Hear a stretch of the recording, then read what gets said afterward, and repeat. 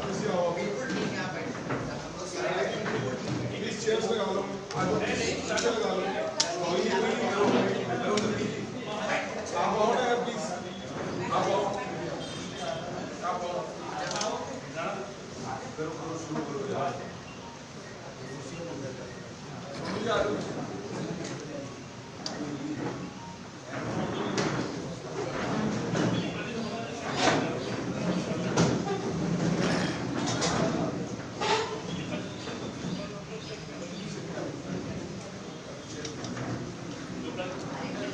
ओथे ठीक सी के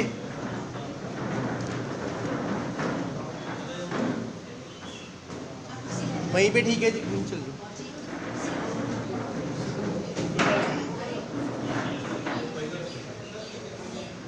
आज की साथियों, सबसे पहले तो हेलो मेरे पत्रकार साथियों, सबसे पहले तो आपको नमस्कार। भीषण गर्मी के इस मौसम में आपको तकलीफ दी, आज राजीव गांधी कांग्रेस भवन के इस प्रांगण में आपको बुलाया है। अध्यक्ष बनने के बाद ये पहली प्रेस कॉन्फ्रेंस है जिसमें हमारे बहुत ही आदरणीय अखिल भारतीय कांग्रेस कमेटी के कोषाध्यक्ष, पूर्व केंद्रीय मंत्री, चंडीगढ़ से 4 बार के सांसद पवन बंसल और हमारी तमाम लीडरशिप आपके सामने यहाँ पर मौजूद है। आज जिस विषय के लिए आप सभी को यहाँ पर बुलाया गया है, जैसा कि आप सभी ने देखा कि पिछले 3-4 दिन से जिस तरह से लोकतंत्र की हत्या की जा रही है और हत्या करवाई जा रही है भारतीय जनता पार्टी की सरकार द्वारा, मोदी सरकार द्वारा, अमित शाह जी की सरकार द्वारा, उन संस्थाओं के द्वारा जिनका काम देश के संविधान की रक्षा करना है, देश के कानून की रक्षा करना है। मगर बहुत आश्चर्य हो रहा है कि वो पार्टियां, वो एजेंसियां आज सरकार का खिलौना बनकर रही है। पिछले, आज तीसरा दिन है, पिछले 3 दिन से लगातार हमारे कांग्रेस के बहुत ही प्रिय नेता आदरणीय राहुल गांधी जी को 3 दिन से लगातार ईडी के दफ्तर में बुलाया जा रहा है। सुबह बुलाकर 12-12, 14-14 घंटे पूछताछ की जा रही है। उन्होंने तो वहां पर कहा था कि एक ही दिन में जो पूछ लीजिए, सवाल पूछने में तैयार हूं, मगर 3 दिन तक लगातार बुलाना, सिर्फ उनको परेशान करना, और आज जो हुआ है उससे बड़ी लोकतंत्र की हत्या कोई नहीं हो सकती कि अखिल भारतीय कांग्रेस कमेटी के दफ्तर के अंदर पुलिस का घुस जाना। ये भारतीय जनता पार्टी की मानसिकता को दिखाता है, उनकी बर्बरता को दिखाता है, उनके डेमोक्रेटिक टेम्पर को दिखाता है कि किस तरह से विरोधियों का विरोध करने के लिए वो किस हद तक जा सकते हैं। श्रीमती सोनिया गांधी जो गंगाराम हॉस्पिटल में एडमिट है, उनको भी नोटिस दिया जाता है और 23 तारीख को उनको बुलाया गया। ये इसलिए बुलाया गया है क्योंकि आप सब जानते हैं कि राहुल गांधी पूरे देश के अंदर विपक्ष की आवाज बनकर आवाज उठा रहे हैं, और एक व्यक्ति जो मोदी सरकार का और भारतीय जनता पार्टी का प्रखर रूप से विरोध कर रहा है वो राहुल गांधी है। उनको दबाने की ये एक असफल चेष्टा है, और मैं आपको बताना चाहता हूं कि आज की हमारी ये प्रेस कॉन्फ्रेंस है। कल हम यहीं से सभी कांग्रेस के साथी सुबह 11 बजे राजभवन को कूच भी करेंगे, और हमारा ये धरना प्रदर्शन चलता रहेगा जब तक कि ये भारतीय जनता पार्टी के जो हाथों में खिलवाड़ कर रही एजेंसियां हैं वो अपने आप को काबू नहीं कर लेती और एक डेमोक्रेटिक प्रोसेस को फॉलो नहीं करती।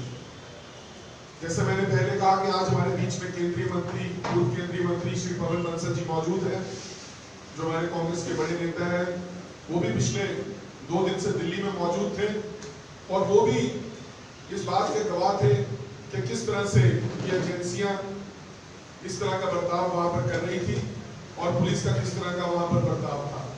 ज्यादा जानकारी और इस मुद्दे पर ज्यादा आपको विस्तार से श्री पवन बंसल जी बताएंगे। मैं आप माइक पवन बंसल जी को दूंगा ताकि वो आपको आगे प्रेस कॉन्फ्रेंस से संबोधित कर सकें। हाँ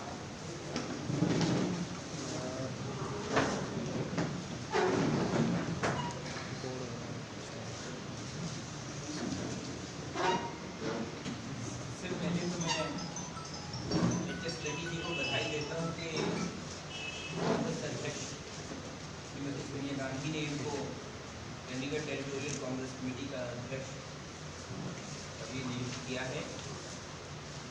मुझे पूरा विश्वास है कि इनकी कार्यशैली जो मैंने देखी है इसमें 20% से ज़्यादा 35% से शायद देख रहा हूँ मैं इनकी NHUI के लिए कांग्रेस के लिए मेहनती है मुझे लग रहा है।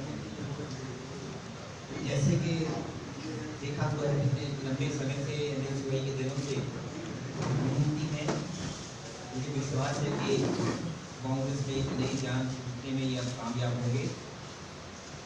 कांग्रेस का फैसला हुआ है उदयपुर में जितने भी हमारे बॉडीज होंगे सब में 50% कम से कम 50 वर्ष से कम उम्र के नौजवान उसमें होंगे। महिलाएं, OBC, ST, SCs, माइनॉरिटी सभी का एक वाजब उसमें नेतृत्व होगा। उसके साथ कांग्रेस एक नई जान पड़ेगी, ये मुझे विश्वास है। आज की प्रेस कॉन्फ्रेंस तो सही महीने में इन्हीं की प्रेस कॉन्फ्रेंस है।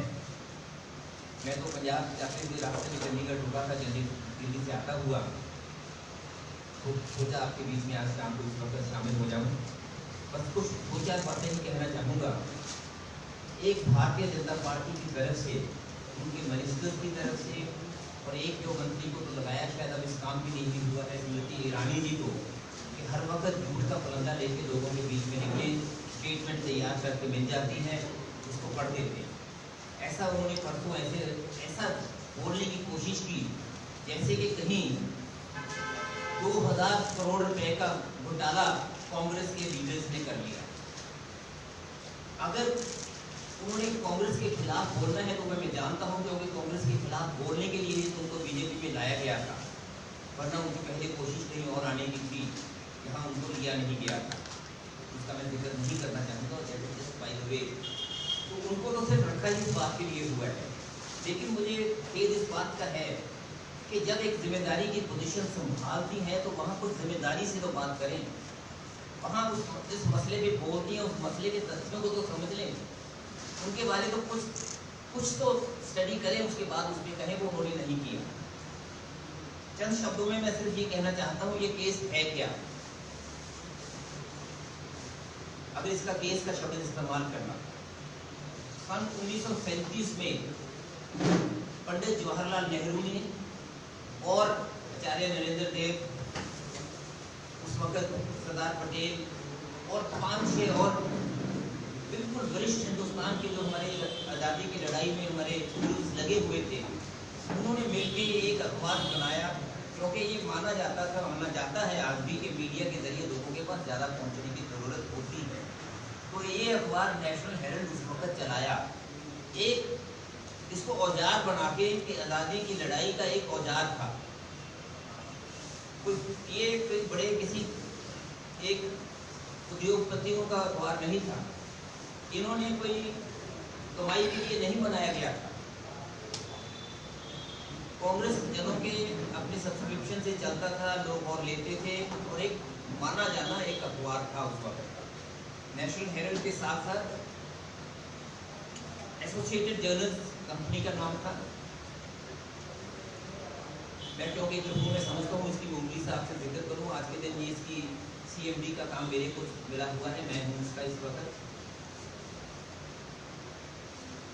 इसके साथ साथ नेशनल हेरल्ड के साथ नवजीवन हिंदी में था, कौमी आवाज़ उर्दू में था। अखबार चलता रहा।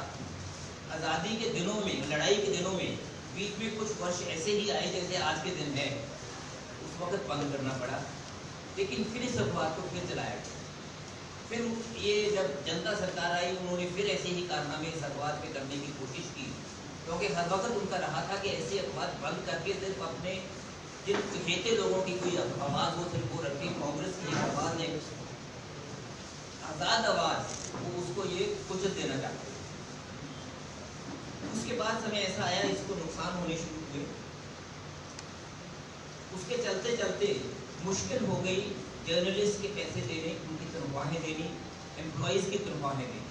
लेकिन महज एक एस्टेब्लिशमेंट थी जिसने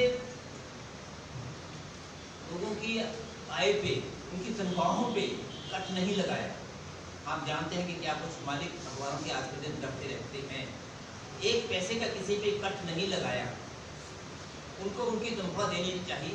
तो जब फैसला किया कि कुछ वर्षों के लिए हमें टेम्परेरी उसको सस्पेंड करना होगा, उस वक्त जितने एम्प्लॉइज थे उनके BRS उनका सेटल करना था, सभी पैसा पूरा देना, टाइम टाइम पे जो सरकारी फीस होती थी, टैक्सेस होते थे, वो देने के लिए ज़रूरत पड़ती रही कुछ ना कुछ पैसे की।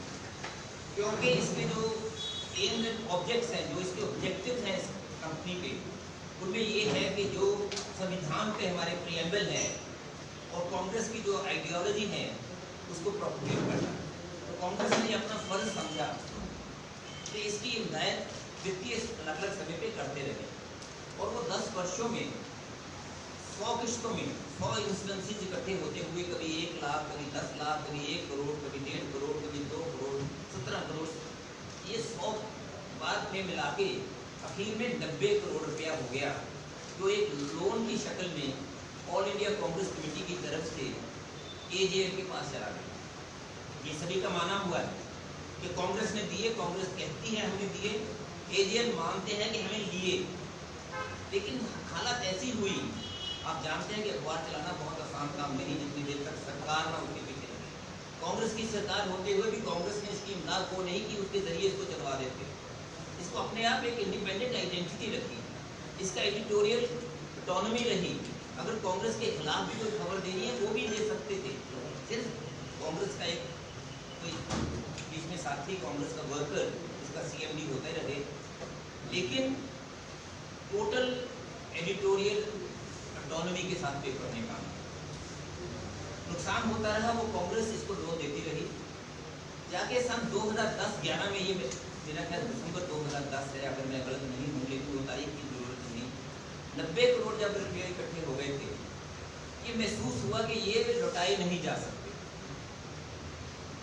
AJL यानी कि नेशनल हेराल्ड इस हालात में नहीं कि ये पैसा कांग्रेस को लौटा दे, और कांग्रेस खुद एक पॉलिटिकल पार्टी होने के नाते इसकी इक्विटी नहीं खरीद सकती। तो सलाह दी,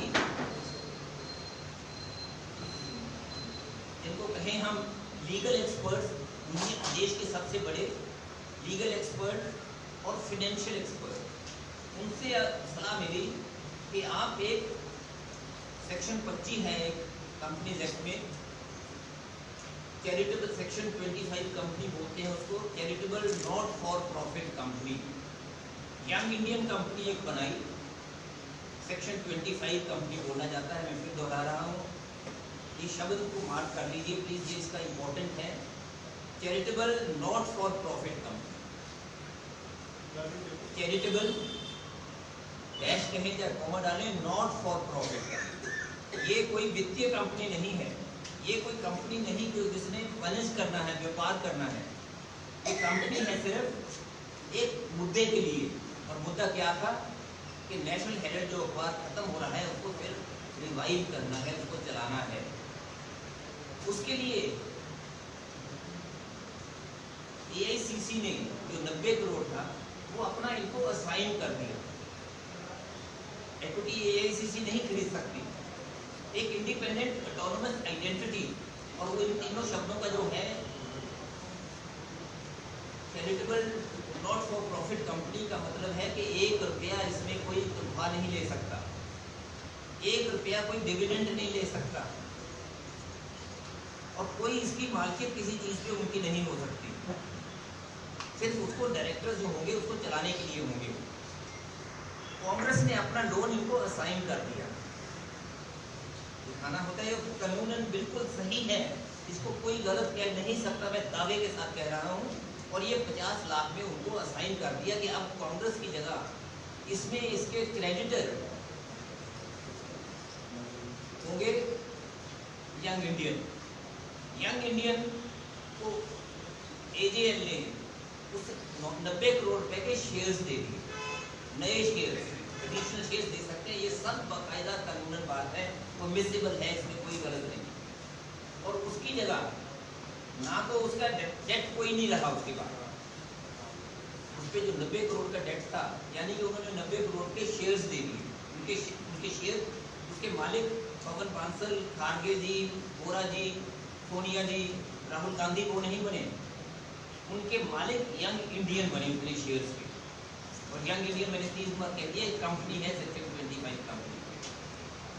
उसके बाद सुब्रमण्यम स्वामी जानते हैं, अपने सभी ने नाम सुना होगा, बहुत उनके तौर तरीकों के बारे में कितना प्रेम उनको, खास तौर पे राजीव जी के मृत्यु के बाद जिनसे फायदा बेशक लेने की कोशिश में रहे, उनकी प्रशंसा भी करते रहे। उन्होंने कचहरी में एक केस डाल दिया कि इन्होंने ये गलत किया है, क्रिमिनल एक कंप्लेंट डाल दी।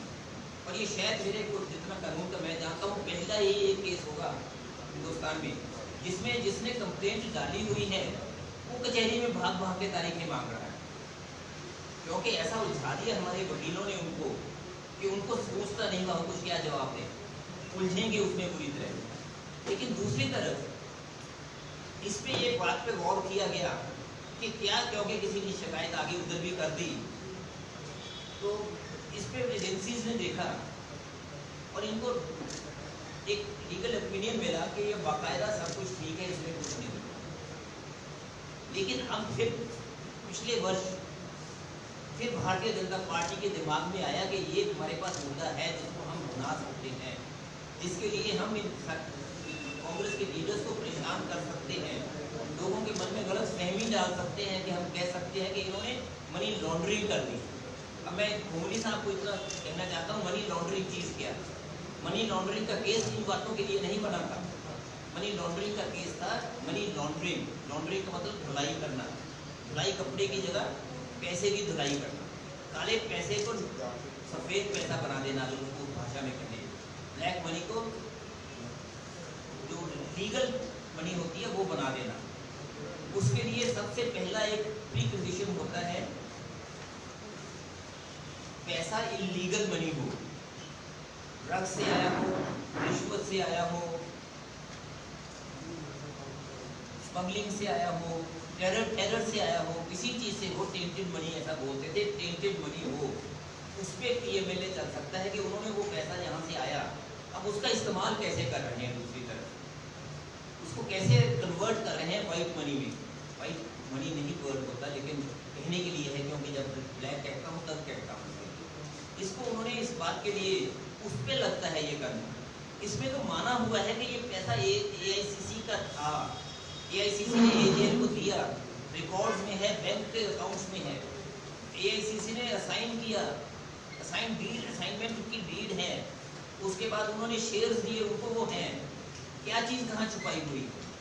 कहते हैं बार बार अगर ये सच्चे हैं तो ये क्यों घबराते हैं, क्यों वहाँ जाते नहीं? हम सच्चे हैं, लेकिन उसका मतलब ये नहीं कि बिला वजह लीडरशिप को तंग किया जाए 3 दिन। और 11 घंटे में सवाल अखीर में कितने निकले? दिन के 25, 2 घंटे से ज़्यादा नहीं लगता समय, और सब कुछ आ गया। अगले दिन फिर उसी को दोहराने के लिए, तीसरे दिन फिर उन्हीं को दोहराने के लिए कि लगे रहो, बार बार इनको परेशान करते रहो, सिर्फ इसका कार्य किया है। ये केस जब भी कोर्ट में जाएगा इनको झूठे पड़ेंगे और उसके अलावा कुछ नहीं पड़ेगा, ये मैं आपको कह सकता हूँ। ये सरकार सिर्फ एजेंसीज का इस्तेमाल करने लगी हुई है, नाजायज़ फायदा उठा रही है। एजेंसीज के अपने हाथ में कोई उनके बस में नहीं। जो ये सरकार के ऊपर से कहा जाता है, जो एक पॉलिटिकल लीडरशिप है, ये उनकी तरफ से, प्रधानमंत्री से और गृह मंत्री से, उनकी तरफ से ये रहते हैं, जिसके तहत ये सारा इनको बार बार पेशों में किया जा सकता है। लेकिन लोग ये बातों को देखते हैं, अगर वो ये समझें कि हम इनके लोगों की आंखों में तो धूल फेंक के रखते हैं, हम लोगों का तो बेवकूफ़ बना देते हैं, और वो दूसरी तरफ लगे हैं तोड़ फोड़ करने के लिए। एक आवाज़ कोई सरकार के खिलाफ उठाता है, उसको देशद्रोही करार दिया जाता है। कोई अपना किसी ढंग की डिसीजंस करता है तो उसके घर गिरा दिए जाते हैं। देश को तो फाड़ करने लगे हुए हैं।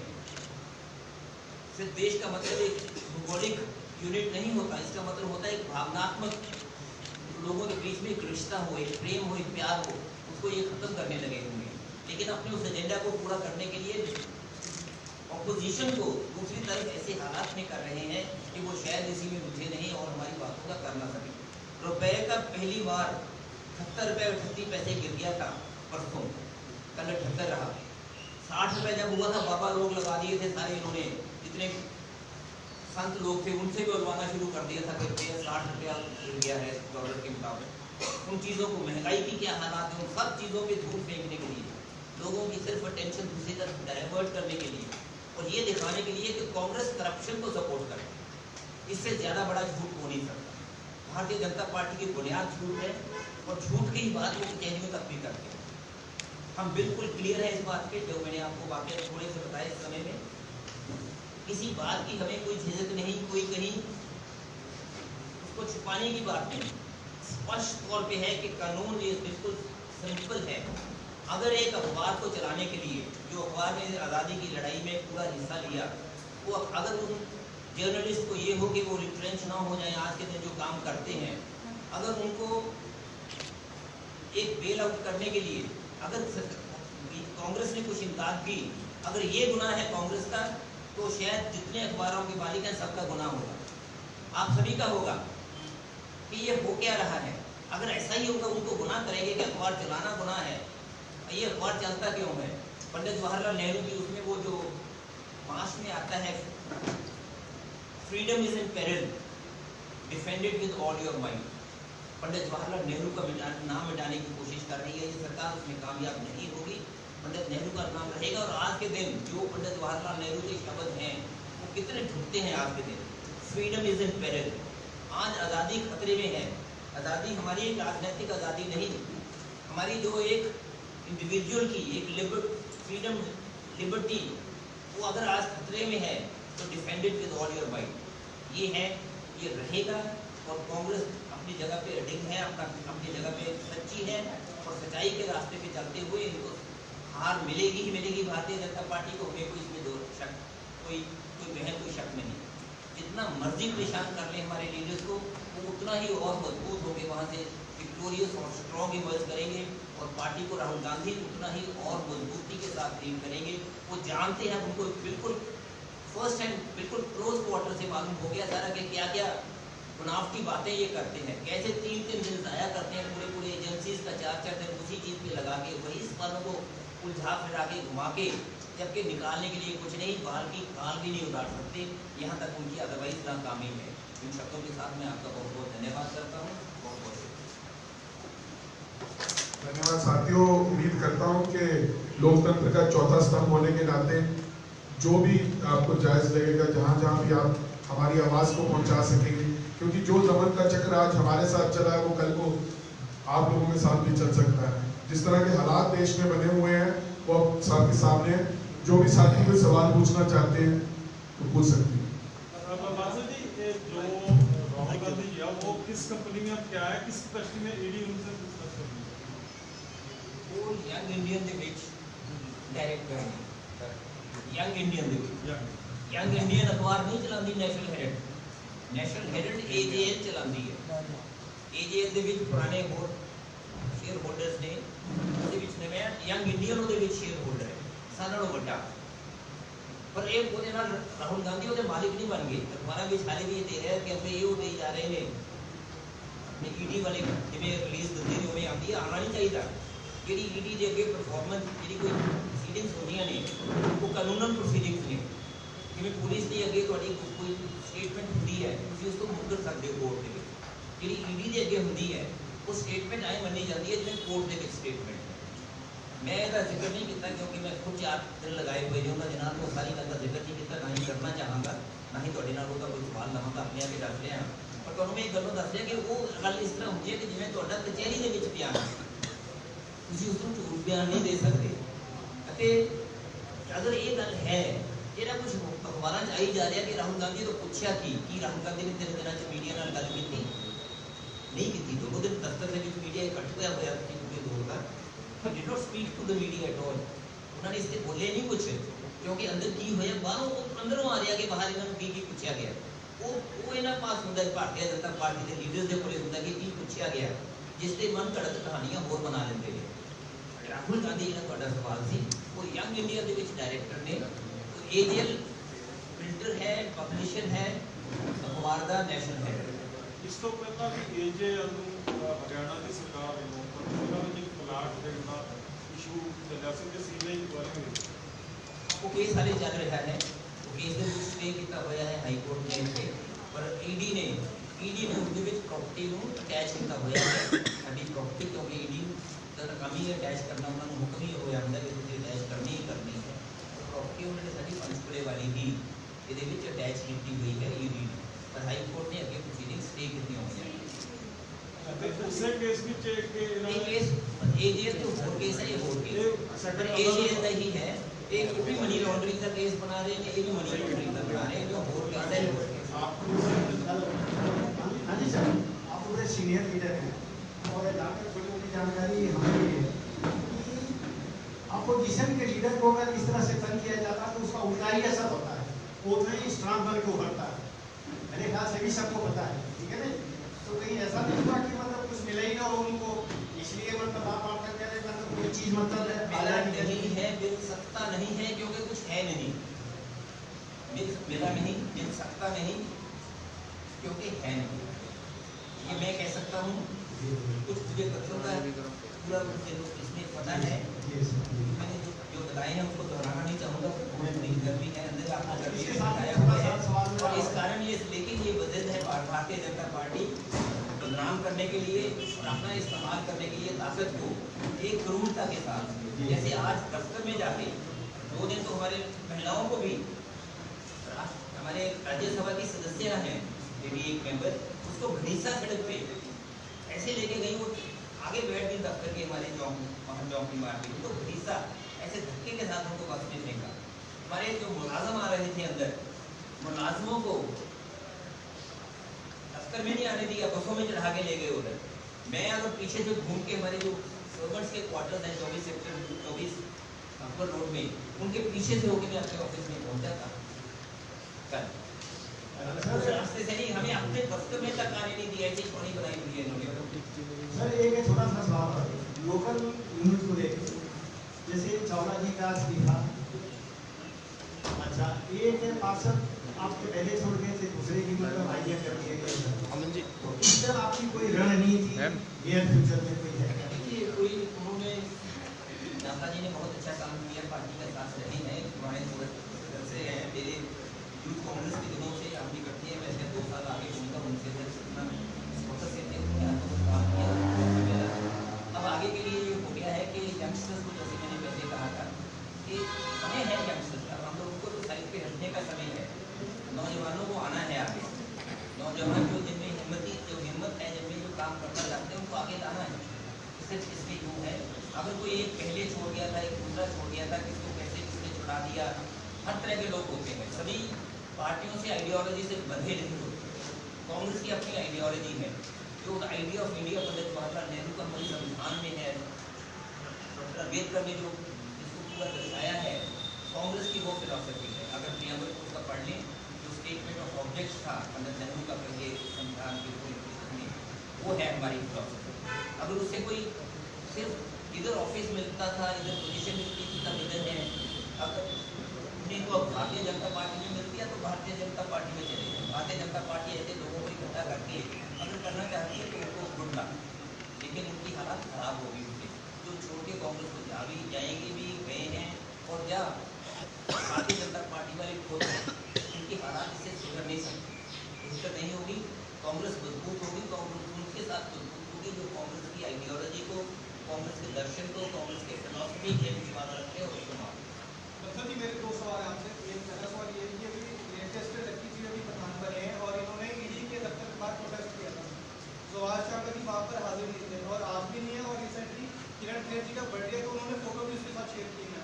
तो क्या लगता है कि सुभाष चंद्र जी अभी पार्टी में कुछ नहीं है, कैसे? आपको मुझे पूछना पड़ेगा, मुझे तो ऐसा कुछ नहीं पता है। अगर किसी को उन्होंने विश कर दिया तो विश करने को तो मैं गलत नहीं समझता। अगर उन्होंने उनको विश किया तो अच्छा है, मैं भी करता मुझे नहीं उसमें लगा, कोई ऐसी बात नहीं।